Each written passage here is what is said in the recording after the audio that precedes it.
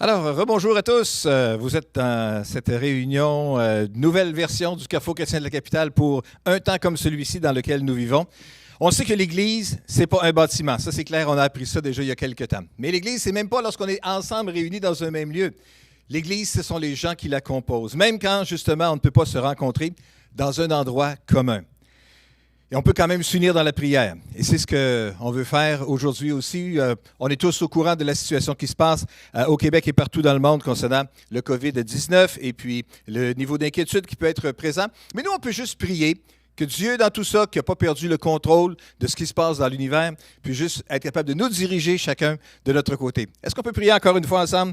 Seigneur, on veut juste te prier pour le Québec, on te prie pour le Canada, on te prie pour nos dirigeants dans un temps comme celui-ci qui doivent prendre toutes sortes de décisions, que tu viennes les diriger, les guider, leur donner la sagesse en toutes choses. Nous te prions pour ta bénédiction sur notre pays, Seigneur, sur les co-citoyens qui sont autour de nous. Nous te prions que tu puisses nous aider, chacun d'entre nous, à être un vecteur de guérison, un vecteur de bénédiction et non pas un vecteur de transmission du virus. Seigneur, on te prie juste que tu puisses faire de nous un instrument de bénédiction dans le milieu de tout cela. On veut juste te prier pour ceux qui sont les plus vulnérables, que tu puisses les protéger et que tu puisses nous aider à les protéger aussi.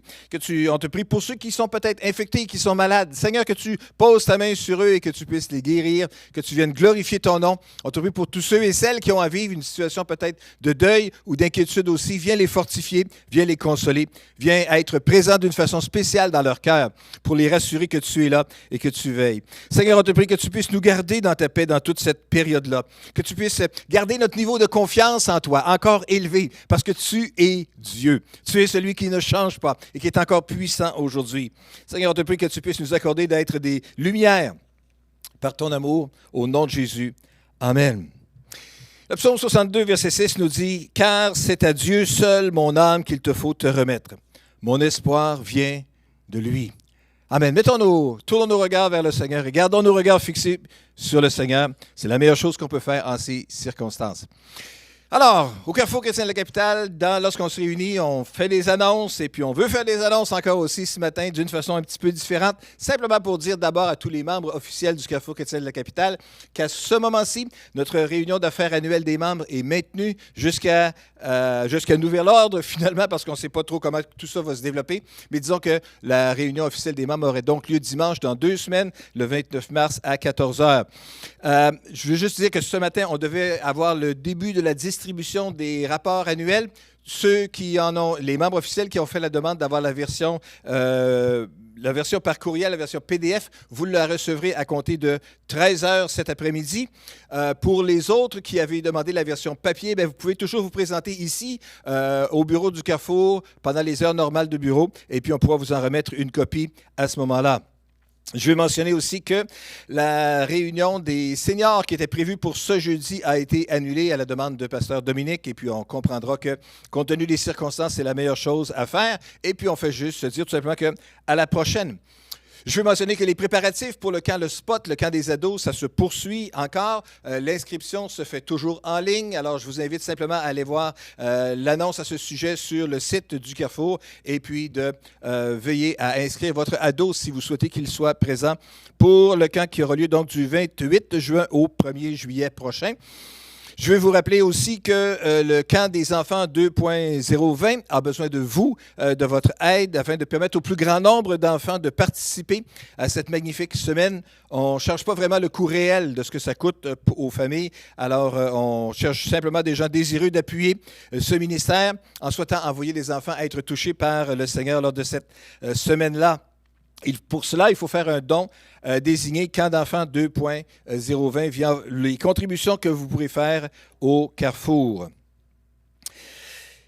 Simplement mentionner finalement en terminant aussi qu'en raison des mesures qui sont prises par le gouvernement concernant le COVID-19, certaines activités pourraient être modifiées. Vous comprenez ça, la semaine ne s'est pas terminée comme elle avait débuté et puis on ne sait pas du tout ce que ce sera la semaine prochaine non plus, mais restez connectés et puis on va s'assurer de vous donner la bonne information à ce moment-là, certainement sur le site du Carrefour. Alors restons informés en consultant régulièrement donc notre page Facebook ou notre site web pour avoir toutes les dernières informations. Alors, j'aimerais inviter les placeurs à s'avancer maintenant. On va recueillir notre offrande. C'est un petit peu différent qu'on va faire ça aujourd'hui, on s'entend. Mais quand même, on a le privilège de pouvoir continuer à soutenir financièrement l'Église, même dans cette saison d'ajustement.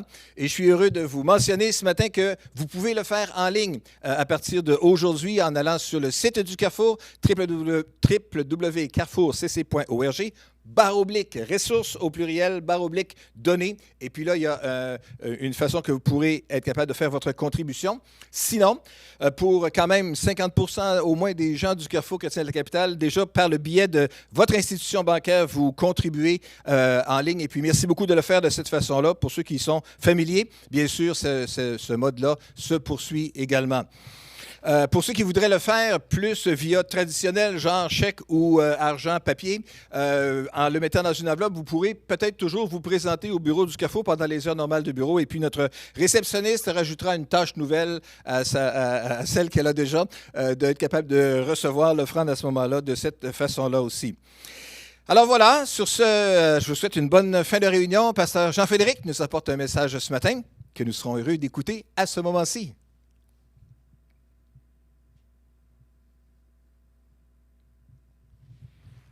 Alors, je vous dis bonjour, bienvenue dans notre salon. En fait, bienvenue dans votre salon aussi. C'est vraiment spécial d'être ici ensemble de cette façon-là. Et on veut juste prendre quelques instants pour juste mentionner qu'on veut vous encourager à respecter les consignes qui ont été émises par nos autorités. Le fait de ne pas faire la réunion, c'est en direct, dans le sens au cinéma. C'est une décision qui est là parce qu'on veut se soumettre à nos autorités, mais surtout, on veut le faire non parce qu'on a peur, mais parce qu'on aime nos voisins. Parce qu'à quelque part, on veut être responsable et on veut avoir l'opportunité de briller plus tard alors qu'on va avoir été en mesure de respecter ces consignes-là, d'être capable d'être une source d'encouragement. On veut être la solution dans toute cette crise sanitaire-là. Alors, bref, je veux juste vous encourager. On le considère très au sérieux. C'est sérieux ce qui se passe présentement. Ce n'est pas juste à la légère, mais on veut vraiment collaborer et on va continuer de le faire à travers les prochaines semaines, les prochaines décisions qui seront prises. Alors, on vous remercie de respecter ces consignes-là. Et voilà. Et même, je veux m'adresser aux enfants qui sont là dans le salon, qui sont là en train d'écouter. Je veux juste vous saluer. Je sais que c'est un dimanche bizarre pour vous. Peut-être que vous êtes moins en mesure de sauter pendant la louange, mais je veux juste vous mentionner à vous, les enfants, que Dieu est en contrôle de tout.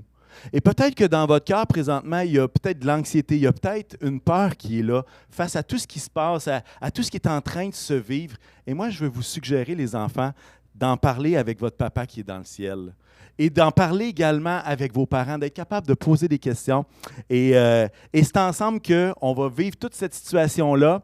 Et puis, en tout cas, bref, on est vraiment content que vous soyez là avec nous. Et puis, on est comme dans un nouveau défi, dans quelque chose que jamais quelqu'un a vécu de son vivant. Cette pandémie est quelque chose de nouveau. Et vraiment, on est vraiment heureux de vous accueillir sur le live. On trouve ça génial de pouvoir faire l'Église dans votre maison. Si jamais, comme Pasteur Paul le mentionnait tantôt, c'est possible de donner en ligne. C'est même possible si quelqu'un a à cœur de payer pour les équipements qui ont été nécessaires pour être dans votre salon. Sentez-vous bien à l'aise de communiquer avec nous. Vraiment, là, on veut juste continuer à être une bénédiction pour notre ville. Vous savez, le comment qu'on va faire l'Église va toujours changer. À travers les époques, à travers les circonstances, comment on fait l'Église, ça va toujours changer, mais le pourquoi on fait l'Église, lui, ne change pas. Lui ne changera jamais. La raison pour laquelle on est en Église, c'est à cause de Jésus. C'est à cause que, justement, on est là, tout est centré sur Jésus et on veut que Jésus construise nos vies personnelles, on veut que Jésus construise la vie des gens de notre communauté. Et on veut vraiment former des disciples et c'est pour ça que l'Église existe et c'est le pourquoi qu'on fait cette réunion-là ensemble. Franchement, il n'y a pas d'autre raison. Ce n'est pas parce qu'on aime se montrer sur Internet, pas du tout. La raison, c'est qu'on veut continuer à accomplir notre mission, celle que le Seigneur nous donne. Alors, c'est drôle parce que ce matin, j'étais témoin d'une discussion même de mes enfants qui disaient « Hey, ce matin, on ne va pas à l'Église. » Puis il y en a un qui a répondu « Ben, l'Église, c'est ici, on est chrétien. » Et je trouvais ça tellement profond et tellement simple de dire que finalement, nous sommes l'Église. L'Église, c'est nous. Et puis, ce n'est pas juste notre Église, comme si c'était quelque chose à laquelle on était affilié, mais c'est que nous sommes l'Église. Et ça, c'est la bénédiction d'être ensemble. Alors, bref, je crois personnellement que chaque épreuve, chaque crise et chaque difficulté qu'on vit à travers les circonstances, à travers tout ce qui se passe, est un examen qui révèle où nous en sommes dans notre marche avec le Seigneur. Chaque difficulté comme ça est un outil qui nous révèle l'endroit où est-ce qu'on est, qui nous révèle qu'est-ce qu'on a investi jusque-là. Et moi, je crois que toutes ces choses-là qui nous arrivent et toute cette pandémie qui arrive, elle peut produire la persévérance, elle peut produire l'endurance dans notre foi et ça développe notre caractère. Et je ne suis pas en train de dire merci, alléluia pour ce qui est en train de se passer. On considère vraiment que c'est sérieux et on prend très au sérieux ce qui est en train de se vivre. Mais à quelque part, on se dit, bien, le Seigneur est capable de prendre des choses qui ne sont vraiment pas belles et les transformer pour le bien, pour notre bien.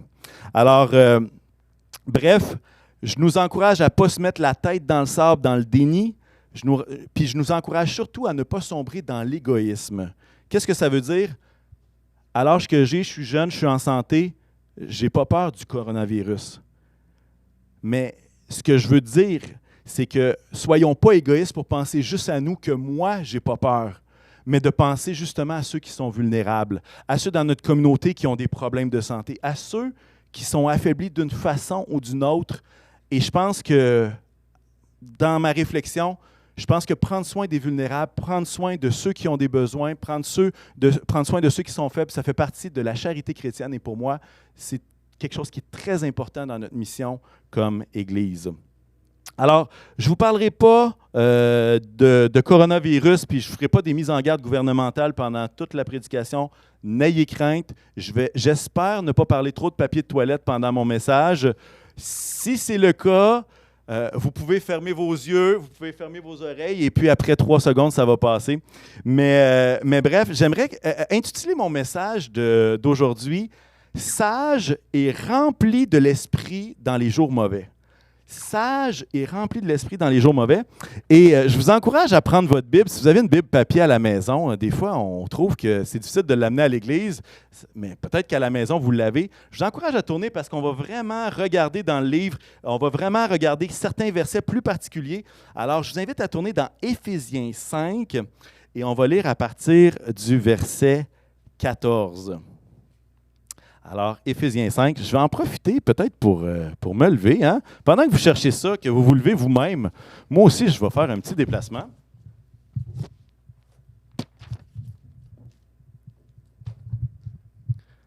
Vous êtes encore là? On va y arriver. Mon lutrin. Faire le coup. Éphésiens 5, j'espère que vous l'avez à la maison. Et je pense qu'il va même apparaître dans vos commentaires. Va comme suit. C'est pourquoi il est dit « Réveille-toi, toi qui dors, relève-toi d'entre les morts, et Christ t'éclairera. Faites donc bien attention à la façon dont vous vous conduisez. Ne vous comportez pas comme des fous, mais comme des sages. Rachetez le temps, car les jours sont mauvais. » Verset 17, c'est pourquoi ne soyez pas stupides, mais comprenez quelle est la volonté du Seigneur. Ne vous enivrez pas de vin, cela mène à la débauche. Soyez au contraire remplis de l'esprit. Dites-vous des psaumes, des hymnes et des cantiques spirituels. Chantez et célébrez de tout cœur les louanges du Seigneur. Remerciez constamment Dieu le Père pour tout au nom de notre Seigneur Jésus-Christ. Amen. Intéressant de voir qu'il n'y a pas juste nous qui vivons des jours mauvais. Il n'y a pas juste nous qui sommes dans des temps incertains. L'apôtre Paul, alors qu'il parle aux Éphésiens, va parler entre autres de persécution qui s'en vient et il va parler des jours mauvais.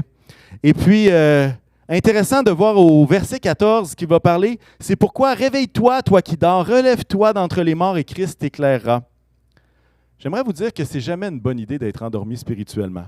Et des événements comme celui qu'on vit sont souvent un déclencheur qui nous fait réaliser quel est l'état de notre âme, quel est le niveau de notre confiance en Dieu, alors que tout semble être ébranlé à gauche et à droite. Et c'est intéressant parce que le contexte de ce passage-là, ce qu'il est en train de nous dire, c'est que l'apôtre Paul est en train de dire « Fuyez l'immoralité, fuyez l'injustice, fuyez les œuvres qui sont des ténèbres. » Et ensuite, il va arriver en disant « Réveille-toi, toi qui dors, relève-toi d'entre les morts et Christ t'éclairera. » Ce qu'il est en train de dire, c'est que les œuvres des ténèbres doivent être remplacées par quoi? Par des œuvres de lumière. Et la promesse est la suivante, c'est que si, comme on dit en bon québécois, tu dors sa switch au niveau spirituel, si tu te relèves, si toi tu te réveilles, la promesse est que Christ va t'éclairer. Christ va te donner des œuvres de lumière, des œuvres bonnes à pratiquer et va être ta lumière. Quelle belle promesse alors qu'on vit dans ces temps-là. Le verset 25 va continuer en disant « Faites donc bien attention à la façon dont vous vous conduisez.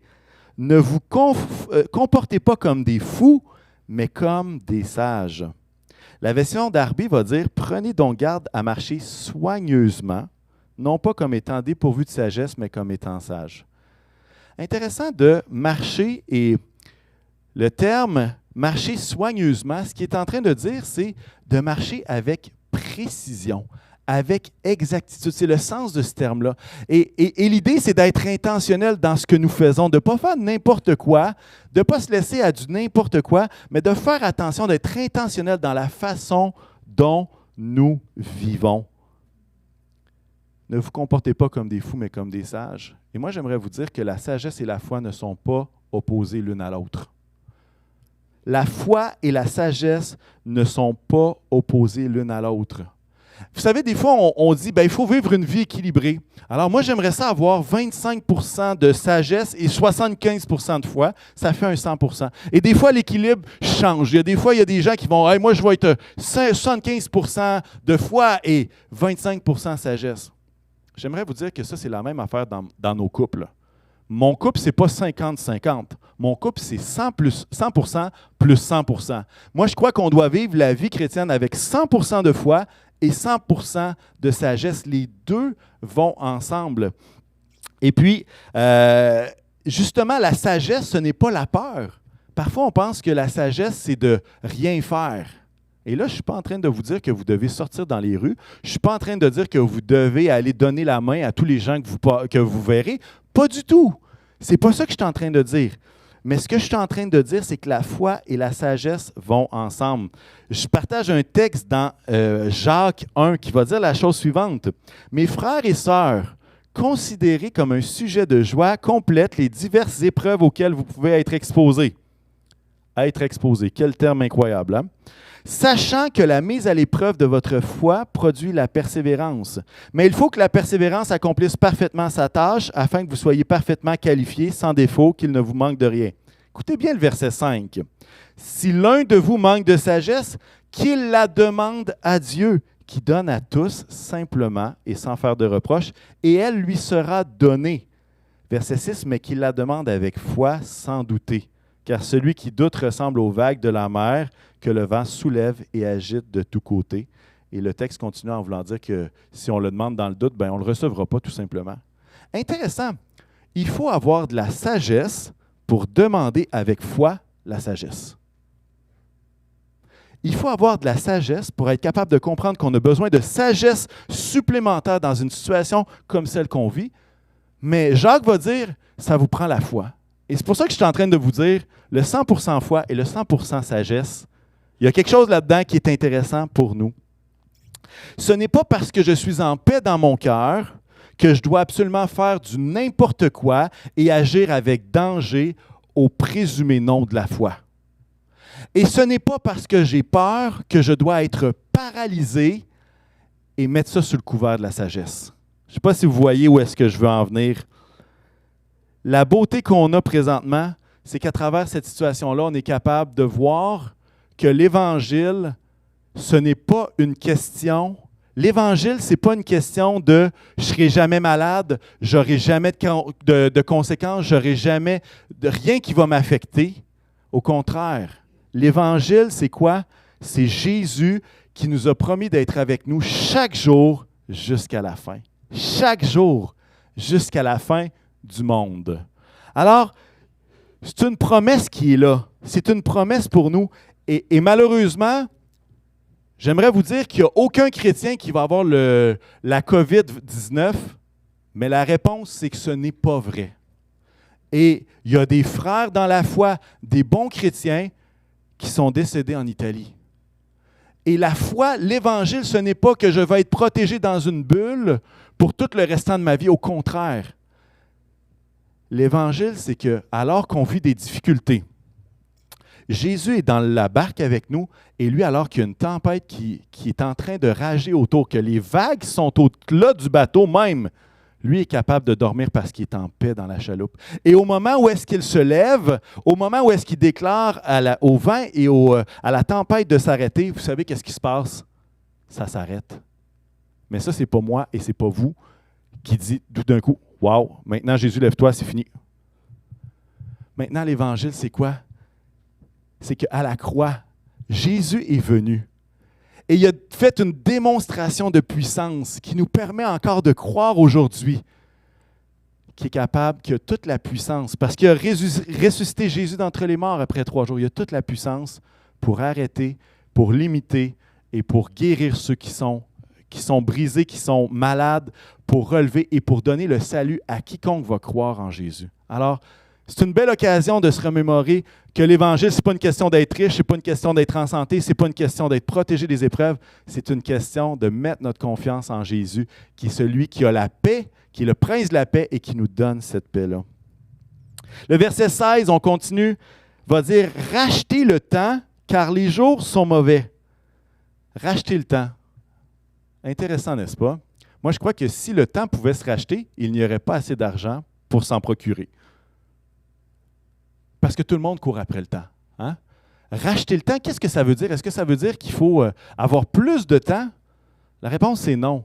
Quand il est parlé de racheter le temps dans ce texte-là, qu'est-ce que ça veut dire? Ça veut dire de saisir toutes les opportunités parce que les jours sont mauvais. Et il y a comme une dualité. Il y a l'aspect qu'on doit saisir comme croyant les opportunités qui sont des œuvres de lumière, comme le reste du passage d'Éphésiens 5 nous le mentionne. Et de l'autre côté, il va dire parce que les jours sont mauvais. Mais ce n'est pas juste parce que les jours sont, comment je dirais ça, moins bons que les autres. L'aspect des jours sont mauvais, c'est comme ça parle du mal, du malin, ça parle de plus que juste quelque chose qui n'est pas bien. Ça parle que, finalement, saisissez les opportunités parce que si vous ne les saisissez pas, c'est l'ennemi qui les vole et qui nous empêche de briller par des œuvres de lumière. Rachetez le temps, saisissons les opportunités, mais faisons-le avec quoi? Avec sagesse. Il y a un timing dans toute chose. Je me rappelle, il y a de ça quelques années, lorsqu'il y a eu l'événement à la Grande Mosquée de Québec. Je ne sais pas si vous vous rappelez de ça. Ceux qui sont de la région s'en rappellent très bien parce que ça l'a marqué. Comme Église, on a voulu intervenir auprès d'eux et bénir cette communauté-là. Mais vous savez quoi? On n'a pas été capable de le faire le lendemain. Il a fallu attendre le bon timing pour être capable d'être une bénédiction au bon moment. Et on l'a fait et on a été une bénédiction pour eux. La foi, la sagesse, 100% de chaque côté. Je ne sais pas si vous me suivez, mais l'idée, c'est on veut racheter le temps, on veut saisir les opportunités, mais le timing est important. Et là, je vais parler du papier de toilette pour la première fois, OK? Vous êtes prêts? Vous êtes prêtes? En fait, j'espère que si vous avez du papier de toilette de façon plus importante que d'habitude, et peut-être que si vous avez des réserves de nourriture peut-être plus qu'à l'habitude, bien, j'espère que ce n'est pas juste pour vous, puis que vous allez être prêt à partager avec votre voisin pour être une lumière. Je dis pas, et ça fait partie des recommandations du gouvernement, pas d'avoir du papier de toilette en quantité industrielle, mais ça fait partie des recommandations de faire des réserves de nourriture, et c'est correct, et j'ai rien contre ça. Mais à quelque part, est-ce qu'on peut saisir que ça se peut qu'on soit appelé à aider celui qui est dans le besoin à côté de nous? Et c'est là que je parle d'opportunité dans un timing qui est bon. Verset 17 va continuer. « C'est pourquoi ne soyez pas stupides, mais comprenez quelle est la volonté du Seigneur. » Et c'est là qu'on a besoin d'avoir des oreilles pour entendre. Jésus, donne-nous des oreilles pour entendre ta direction. Donne-nous des oreilles pour entendre ton timing. Donne-nous des oreilles pour entendre ta volonté. Parce que vous savez, on peut faire preuve de beaucoup d'audace. On peut faire preuve de beaucoup de foi. Mais si ça ne vient pas de la volonté de Dieu, là, c'est du n'importe quoi. Vous comprenez ce que j'essaie de vous dire? C'est important que ça ne soit pas juste une question « moi, je veux avoir de la foi ». Non. Là, c'est le temps. Il y a un temps pour chaque chose. Il y a un temps pour bénir. Il y a un temps pour briller. Il y a un temps pour prier. Il y a un temps pour rester chez nous. Il y a un temps pour, justement, être prudent. Et je veux nous encourager là-dedans, alors qu'il y a toutes sortes de choses qui circulent dans les médias sociaux. Il y a toutes sortes de choses qui circulent. Mais moi, je veux juste nous encourager. Si au Carrefour chrétien de la capitale, on avait décidé de maintenir notre culte, peu importe les recommandations, et on aurait pu avoir des arrangements pour respecter les règles. Mais si, à travers ce qu'on avait fait, on amplifiait le problème, on amplifiait la situation, bien, le jour où est-ce qu'on s'en va voir la ville en disant « Est-ce qu'on peut aider? » Vous savez qu'est-ce qu'ils vont nous répondre? Bien, vous aviez juste à rester chez vous quand c'était le temps. Parce que présentement, vous ne nous aidez pas du tout. Et moi, je le vois comme ça, que le fait de se plier nous permet d'être une bénédiction et va nous permettre de briller d'une façon beaucoup plus importante. Peut-être que vous dites dans votre cœur, vous dites « Ouais, j'entends ce que tu dis, mais à quelque part, moi, je suis vraiment inquiet, je suis vraiment inquiète. » Pour moi, ça a des influences sur mon travail, ça a des influences sur les enfants, ça a des influences sur toutes sortes de choses. Il y en a peut-être qui ont même peur de perdre leur emploi présentement. J'aimerais vous dire la même chose que je vais dire aux enfants, que j'ai dit aux enfants. Dieu est en contrôle de tout. L'idée de la foi, ce n'est pas juste la foi conquérante. La foi, c'est une confiance dans notre Dieu. Et je veux vous encourager à prendre des temps de prière, à profiter de ce temps-là d'incertitude pour laisser Dieu remplir votre cœur de la paix. Parce que l'Évangile, comme on le dit, c'est Jésus qui est dans la barque et qui dort pendant qu'il y a une tempête à l'extérieur. Mais vous savez quoi? Jésus n'était pas dans une barque tout seul. Ses disciples étaient là. Il était au milieu d'eux. Et j'aimerais vous dire que Dieu est au milieu de votre foyer. Dieu est au milieu de l'endroit même où vous vous tenez. Et que Dieu est là dans cette barque, dans cette aventure et dans ces inquiétudes que vous traversez. Vous ne traversez pas ça tout seul. Dieu nous a promis, je ne te délaisserai pas, je ne t'abandonnerai pas, je vais être avec toi jusqu'à la fin, à tous les jours, jusqu'à la fin du monde. Je ne sais pas s'il y a des gens qui commentent Amen, mais moi, si j'avais mon cellulaire, je commenterais Amen là-dessus. Que Dieu puisse garder nos cœurs dans la paix. Remplis de l'esprit dans les jours mauvais. C'est intéressant parce que l'apôtre Paul va parler justement de l'aspect de saisir les opportunités, de comprendre que les jours sont mauvais. Et après ça, il va nous dire, il va nous amener à comment être rempli de l'esprit dans les jours mauvais. Il va dire au verset 18, « Ne vous enivrez pas de vin, cela mène à la débauche. Soyez au contraire remplis de l'esprit. » Encore une comparaison ici. Qu'est-ce que l'apôtre Paul est en train de dire? Je ne sais pas si vous avez vu ça sur les médias sociaux. Il y a des gens qui, pour eux, le papier de toilette, ce n'était pas essentiel, mais eux, leur panier était plein de bouteilles de vin parce qu'ils se disaient, il faut que je survive jusque-là. Ne vous enivrez pas de vin. Ce que ça veut dire, c'est remplissez-vous pas de vin. Parce que même si le moment peut être euphorique, la fin, le résultat mène à la débauche, le dérèglement. Mais ce qu'il va dire, il va dire, soyez remplis de l'esprit. Ça veut dire, nourrissez-vous, soyez remplis des choses de Dieu. Soyez remplis des choses de Dieu et vous allez vivre des moments dans sa présence qui sont merveilleux. Mais le fruit final de ça, c'est justement le résultat, ça ne sera pas la débauche ou le dérèglement, ça va être quoi? Ça va être d'être rempli de l'esprit. Et on dit merci Seigneur parce que ton esprit est là. Je lisais un article cette semaine et je ne sais pas si vous avez lu des articles, il me semble qu'il y en a eu pas mal qui se sont écrits, qui se sont dit des reportages, mais c'était un psychologue qui réfléchissait à pourquoi est-ce que les gens achètent du papier de toilette. Je vous ai dit, je ne vous en parlerai pas trop, mais là, il faut que je saisisse l'occasion quand même, OK? Pourquoi est-ce que les gens achètent du papier de toilette de cette façon-là? Et il expliquait que dans des situations de crise, ce qui se passe, c'est que les gens ont tendance à imiter ce que les autres font autour d'eux. Et ce que ça signifie, c'est que quand les gens voient qu'il y a une étagère complètement vide ou quand ils voient des gens se ruer sur une palette de papier de toilette, ils ont l'impression qu'ils sont en train de manquer quelque chose et que leur sécurité est atteinte. Et ce qui se passe, c'est qu'ils font tout en leur pouvoir pour aller s'en procurer un et le papier de toilette devient un objet précieux, un porte-bonheur. Qui aurait cru que le papier de toilette soit un porte-bonheur un jour? J'aurais jamais cru vivre sur une telle époque. Mais ce que je veux dire, c'est qu'on fait des blagues avec le papier de toilette, mais à quelque part, la personne qui a fait des réserves de nourriture pour 12 mois, ben elle, c'est peut-être pas le papier de toilette qui est son objet porte-bonheur, c'est peut-être son congélateur. Puis l'autre personne qui est dans l'incertitude et qui se replie en boule dans son sous-sol à regarder Netflix pendant 20 heures par jour, ben peut-être que son objet précieux, c'est pas le papier de toilette, puis c'est pas son congélateur, mais c'est sa tablette, puis c'est ses émissions, puis c'est ses séries qui suivent.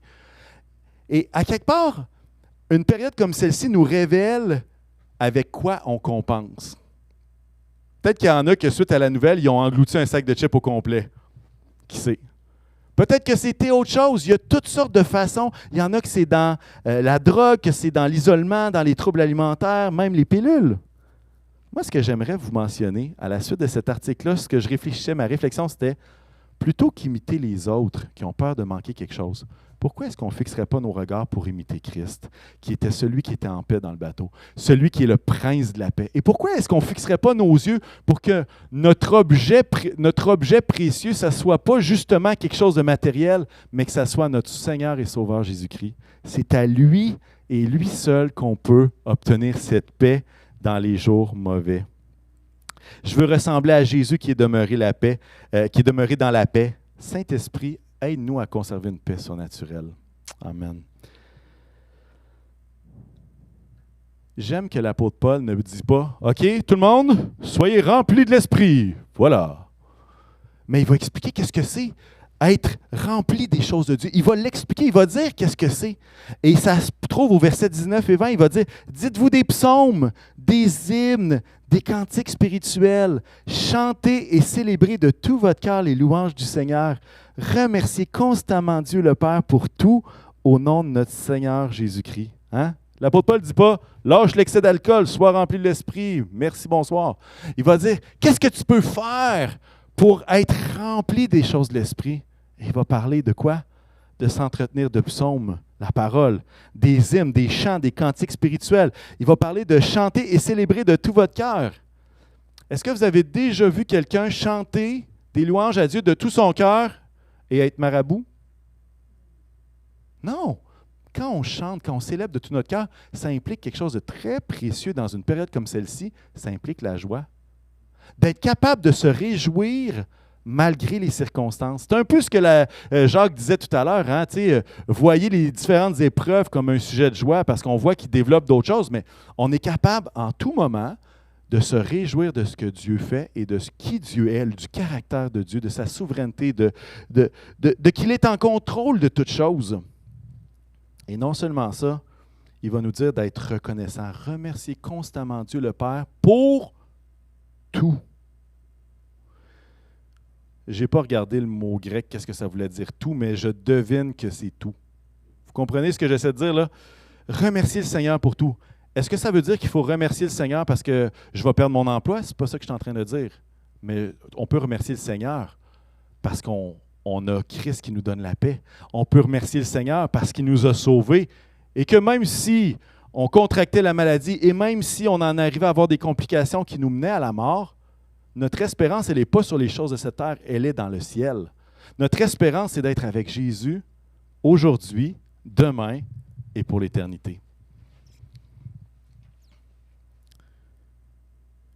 J'aimerais ça nous encourager et c'est un défi pour notre Église et c'est un défi pour chacun. Le défi est le suivant. Alors qu'on n'a pas de rassemblement public, que ce soit dans nos réunions, que ce soit dans d'autres réunions de mi-semaine ou d'autres occasions, on ne se rend compte pas de vivre un à côté de l'autre. Il n'y a pas de contact qui peut se faire.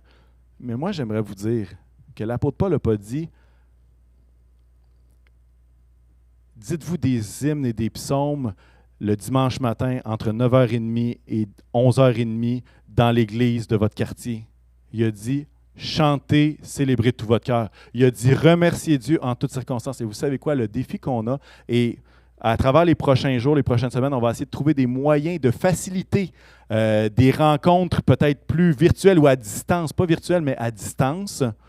Pourquoi? Pour être capable de continuer de s'encourager dans la foi. Moi, je rêve de voir des gens qui s'appellent et qui prient ensemble. et qu'ils soient 10 à prier ensemble, ça se fait d'un appel. Moi, je rêve à des gens qui vont être capables de prendre leur guitare ou prendre un chant sur YouTube et d'être capables de chanter avec leur famille et juste de célébrer le Seigneur ensemble. Parce qu'on vit dans des temps, les jours sont mauvais et on a besoin d'être rempli de l'Esprit. Ici, parfois, comme pentecôtiste, on voit que rempli de l'Esprit, c'est dire, OK, être rempli de l'Esprit, l'apôtre Paul est en train de dire, il faut que tu parles en langue. Ce qu'il est en train de dire ici dans rempli de l'Esprit, c'est d'être constamment nourri, rempli des choses de Dieu. Est-ce que ça implique, est-ce qu'on aspire à parler en langue? Absolument! On aspire à la puissance de Dieu. Mais ce que je veux dire, c'est qu'ici, c'est de se remplir des choses de Dieu. Alors peut-être que dans les derniers mois, peut-être que les temps de prière étaient plus courts ou peut-être plus absents. Peut-être que les temps à lire la parole étaient peut-être sporadiques. Mais moi, j'aimerais vous dire, non par peur, mais parce que vous voulez être rempli de l'Esprit dans ces jours-là, bien, il y a des fois, là, la seule chose qui nous reste à faire, c'est prendre une fourchette puis manger, là. C'est juste lire. C'est juste de prier, c'est de prendre ce temps-là. J'aimerais ça qu'on puisse, alors que je termine ce message-là, on veut prendre quelques minutes pour prier pour notre province, prier pour nos autorités, prier pour justement des situations, la situation qui est en train de survenir dans notre province. Et je vous invite à venir dans mon salon. Et puis on va juste prier ensemble pour certains sujets. Et je vous invite à prier avec nous. En fait, on va faire une prière où est-ce que le micro va être entre nous deux. Vous nous entendrez moins. Et c'est l'objectif. Pourquoi? Parce qu'on croit que votre voix peut s'élever de votre salon. On croit que votre voix peut être en appui avec ce qu'on va prier, mais également que votre voix, que le Saint-Esprit va vous inspirer des prières pour notre province, pour ce qui est en train de se dérouler. En fait, notre souhait, c'est que Dieu garde notre communauté en santé. Puis quand je parle de notre communauté, je ne parle pas juste du Carrefour chrétien de la capitale. Je parle de notre communauté de la ville de Québec, je parle de notre communauté de la province et je parle de que Dieu puisse en guérir et en sauver le maximum possible. Alors, est-ce qu'on peut rentrer dans un temps de prière ensemble à ce moment-ci? Seigneur, nous te bénissons pour cette situation que nous sommes en train de vivre, même si ça nous déstabilise, même si ça change nos habitudes, même si on entre dans une époque où est-ce que tout semble être complètement différent de tout ce qu'on a pu connaître jusqu'auparavant. On perd nos repères et ça peut déstabiliser et insécuriser plein de personnes. Mais nous te prions, Seigneur, que tu puisses déverser dans nos cœurs, nous qui sommes des croyants, qui avons les regards tournés vers toi et nous savons que tu es là, que tu es présent. Puisses tout simplement nous remplir de ta paix, Seigneur, dans le milieu de tout cela. Aide-nous d'abord à être des gens qui sont remplis de paix. Peu importe les limitations que nous avons peut-être dans nos déplacements, parce que l'école est fermée ou parce que tel ou tel établissement est fermé et qu'on ne pourra pas s'y rendre. Seigneur, nous te prions que malgré tout cela, tu remplisses nos cœurs de ta paix, que tu remplisses nos cœurs, Seigneur, d'un désir de continuer à marcher avec toi, même si on ne peut pas rencontrer nos frères et nos sœurs de la même façon qu'auparavant. Mais aide-nous quand même à rester en contact les uns avec les autres. Seigneur, on te prie juste qu'à travers tout cela, tu sois avec nous dans tous nos ajustements de vie que nous aurons à prendre. Donne-nous des moments, Seigneur. Inspire-nous. Pousse-nous, Seigneur, à passer du moment des temps dans ta présence, à simplement peut-être augmenter, bonifier notre temps de lecture, de réflexion, de méditation, de pensée sur ta parole. Viens nourrir nos cœurs et nos âmes à travers tout cela. Seigneur, nous te rendons grâce, Seigneur. Alléluia. Seigneur, merci pour le leadership qui est en place au niveau de notre province, de nos autorités, Seigneur, autant au niveau provincial que fédéral. Seigneur, nous voulons te bénir, Seigneur, des personnes que tu as mises en place, Seigneur. Nous voulons les honorer, Seigneur, en se soumettant, Seigneur, à leurs instructions, mais aussi en continuant à prier pour eux, afin que tu leur donnes la sagesse, Seigneur, que tu leur donnes les capacités nécessaires, Seigneur, que tu puisses les inspirer sans même qu'ils le sachent, Seigneur. Ta parole déclare que tu inclines le cœur des rois comme un simple ruisseau, Seigneur, c'est rien entre tes mains. Alors Jésus, nous voulons bénir, Seigneur, M. Legault, qui prend plusieurs mesures et qui est proactif dans ce sujet-là. Seigneur, nous voulons te bénir, nous voulons que tu le protèges, Seigneur. Nous voulons que tu sois avec lui dans ses allées, Seigneur, dans ses retours, dans ses communications. Merci, Seigneur, de le placer là. Et Jésus, je te prie qu'il puisse être une bénédiction pour notre province. Merci, Seigneur. On te prie, Seigneur, et on veut se tenir contre ce virus, Seigneur. On n'a pas la capacité de l'arrêter maintenant, mais nous avons la simple opportunité de prier afin que toi, tu interviennes. Que tu aides, Seigneur, les médecins qui font des recherches, Seigneur, afin de trouver une solution, Seigneur, à ce virus.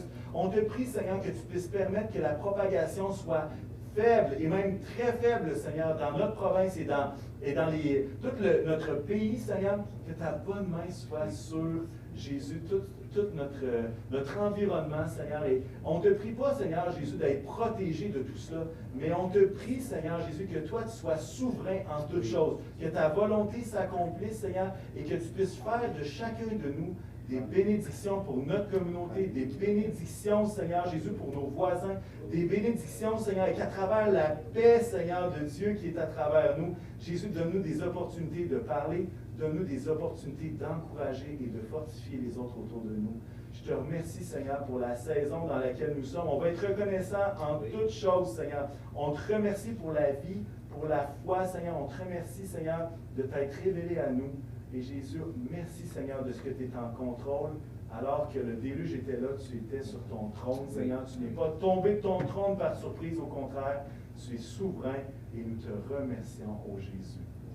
Alléluia. Est-ce que vous pouvez élever même une prière à la maison à ce moment-ci? Merci Seigneur.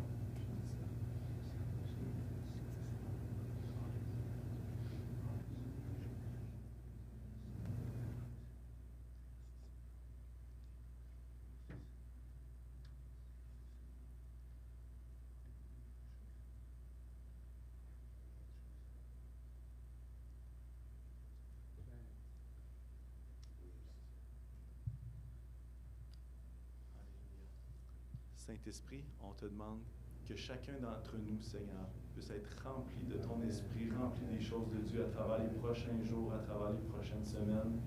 Fais-nous un peuple du livre, Seigneur, un peuple de ta parole. Fais-nous un peuple dans la prière, un peuple d'intercesseurs, Seigneur. Et aide-nous à grandir dans la foi et de grandir en confiance en toi. Jésus, on te fait confiance pour la suite. Merci, Seigneur, pour tout ce que tu fais. Amen. Amen.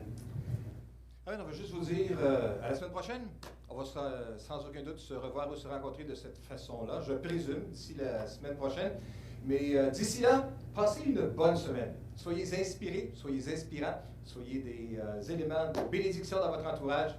Jésus vous aime, on vous aime aussi. Alors à la semaine prochaine. Lavez-vous les mains là. Bye.